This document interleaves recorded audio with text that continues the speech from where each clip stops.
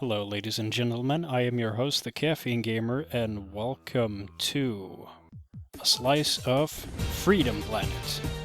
Now, what is Freedom Planet, you might ask? Well, to put it simply, it's an a high-speed action platformer with a bit of combat and a bit of, loop-de-loops and stuff like that. It draws a lot of inspirations from older games, which you can probably tell by its pixelated style already. So, there are a few different modes here. There's the ordinary story mode, which you can play either with cutscenes, as, a normal story mode would be, or in classic mode, which just makes you play through the stages as one of the characters. And then we have the time attack, which is, time attack levels and a bit of exclusive challenges as well, which is kind of cool. And then gallery is a bit of collectibles that are available in the stages as you can get. So it's just sort of a completion thing, I guess. But we're going to get into the story mode for the sake of this demo. There are 3 different characters that you can play as. 2 of them you can play in full story mode with cutscenes and everything. And they all have at least one unique stage, as far as I know. So first up is, as you can see here, is Lilac, the Dragon Girl, which plays most similar. I guess you could compare her to a Sonic character. I know that's a bit unfair because this game, while it draws a lot of inspiration, of course, from Sonic games, since it started out as sort of a spin-off Sonic fan game, it has become its own thing, in its own right, that it shouldn't be directly compared, I think, because it is different enough that it deserves to, be its own thing. But anyway, here we have Lilac, and then we have Carol, the Wildcat, and Mila. For the sake of this video, we're going to play... Actually, let's delete this file. That's from a failed recording.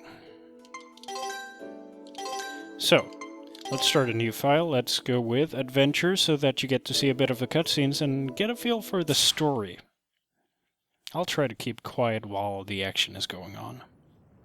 In the cutscene, that is. Not while I'm playing the level. That would be kind of counterproductive. But the gist of the story is that, as you can see here, this spaceship has crashed on this planet. And it is commanded by none other than Lord Brevin.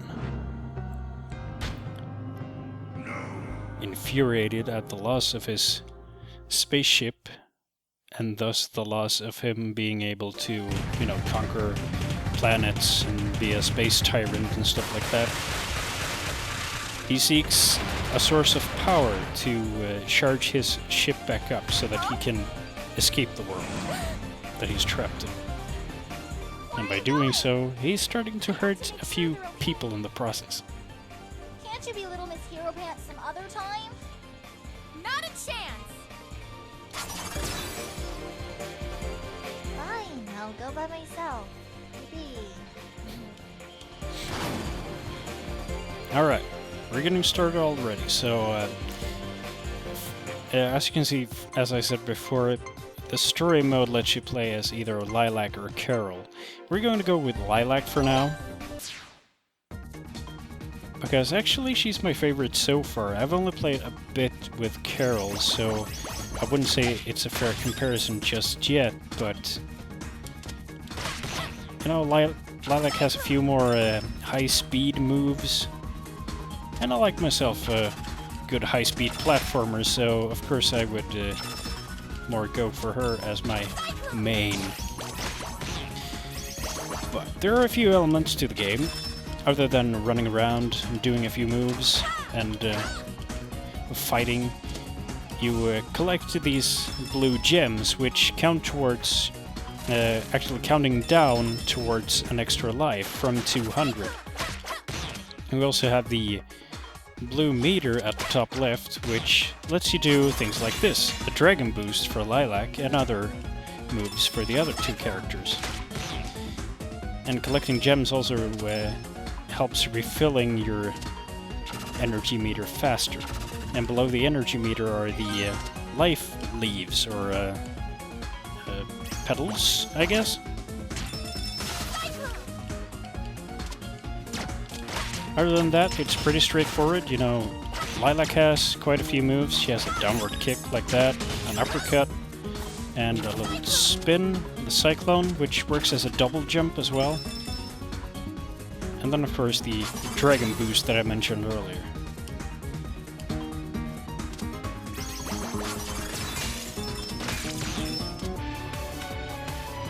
So what's in this game that you might find interesting? Well, the things that I find interesting, and let me tell you, I really like this game. Things that sort of caught my interest is that the style, like the artwork of the game is fantastic. It has a very unique style actually, and the worlds are very detailed. There's a lot of layers to the parallax scrolling. It reminds me of like a late Mega Drive game, or I guess maybe a PlayStation game, given that it has voice acting and such. And there's also the fact that the level design is very good too.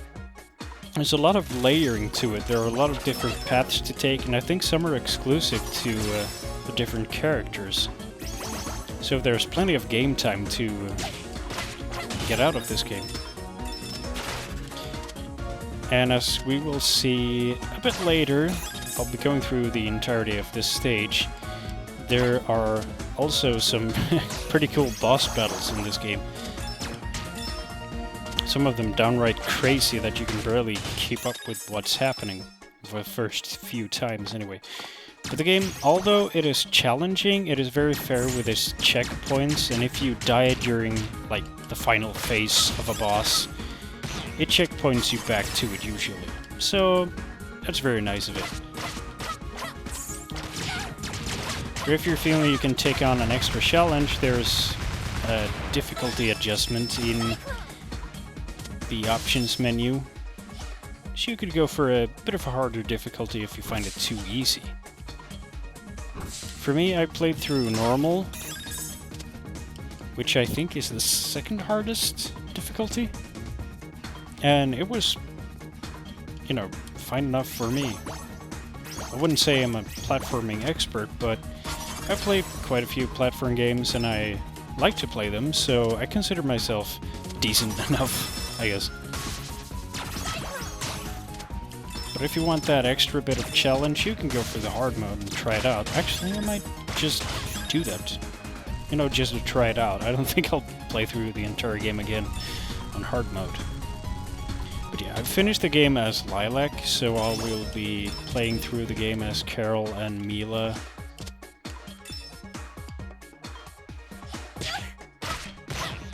Well, as far as the story goes, you know, it's this tale of these friends,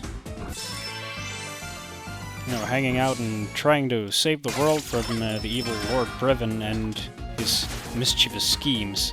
Lord Brevin is, you know, very faceted for a downright evil guy. He's, you know, your traditional villain, but he also has his purpose. He wants to power up his ship again so that he can get back to, well, being evil again, I guess.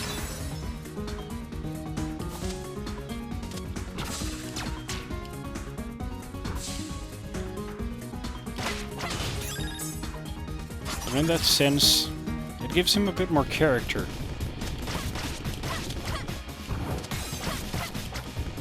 And here we can see one of the first boss battles of the game. Just gotta hit those little spheres on the snake thingy, and then give it a good punch in the head. And it's off.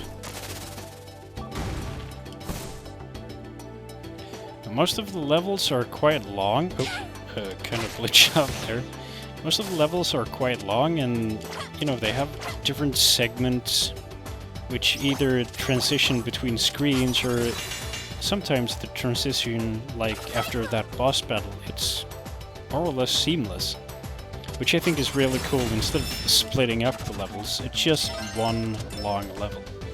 And that thing that I got there was one of the collectibles that I mentioned earlier. I had already collected it, so that's why it was slightly transparent.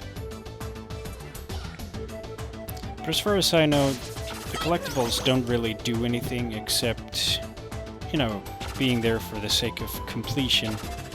Maybe there's an achievement for collecting all of them. I would assume so. There are a lot of achievements in this game, actually, for being... no, it's not short, but it doesn't have too many levels. But for the levels that are in this game, there are a lot of things you can do to get achievements.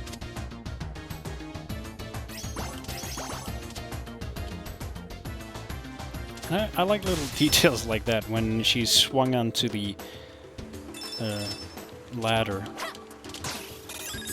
After gaining a bit of speed, if you try to latch onto a ladder, you sort of do that swing to get yourself onto it.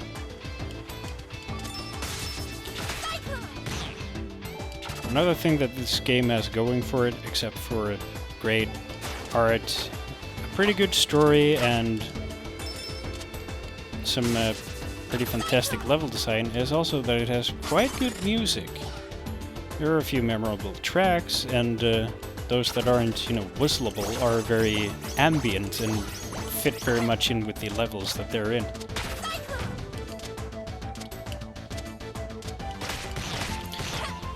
And one of the most important aspects, of course, of a platform game are the controls, and this game has excellent controls. I said during the moment in which I could barely jump over that ledge, but that was just me being clumsy. But the controls are extremely tight, and, you know, even things like underwater sections are a breeze, because you feel like you have a lot of control over where you're going. And I'm also playing the game with the Xbox One controller, which I got quite recently. And let me tell you, oh boy, I finally have a good D-pad for my playing games on my PC. But the Xbox One controller will be a review of its own probably someday, when I've played with it for a few more weeks. You know, I really want to test it out properly. But so far, it is just amazing.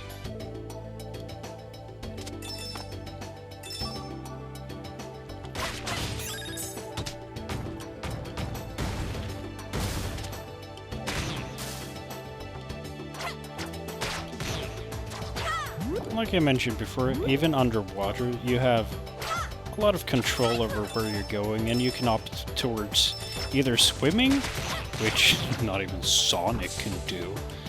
But you can either swim, or you could walk along the ground if you want to.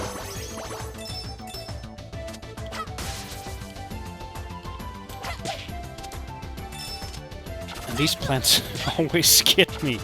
I don't know what it is, but I always seem to jump into them. Dragon Boost! Oh, and here's some Indiana Jones rock chase sequence on speed, I might add, because it is quite a bit faster than... Oh. Oh! No, it caught up with me! It went off screen and caught up with me! There are a few of these sequences in the game as well, like, I guess you say action sequences, where you just have to run away from stuff or run into stuff. It depends on the situation. And the boss fights are really cool. This particular boss fight is pretty easy because I played it a couple of times. But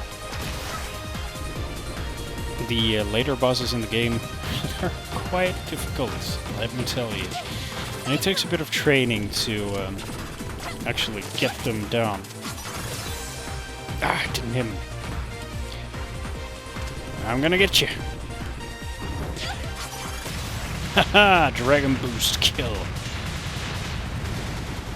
I like that little slow motion effect too. Well, that's the first stage. That's Dragon Valley as the Dragon Girl Lilac. I guess we'll let it run for, you know, a little while longer. Just watch a bit of the cutscene. but I wouldn't want to spoil too much just yet. Oh, look at that, an achievement! This is going fairly well. How many chasers are left? Tell me! You didn't say please. Don't play games with me, duckling! Tell me! Fine, be that way. Shah! Where's that blasted snake mount? I guess we'll have to do this the hard way!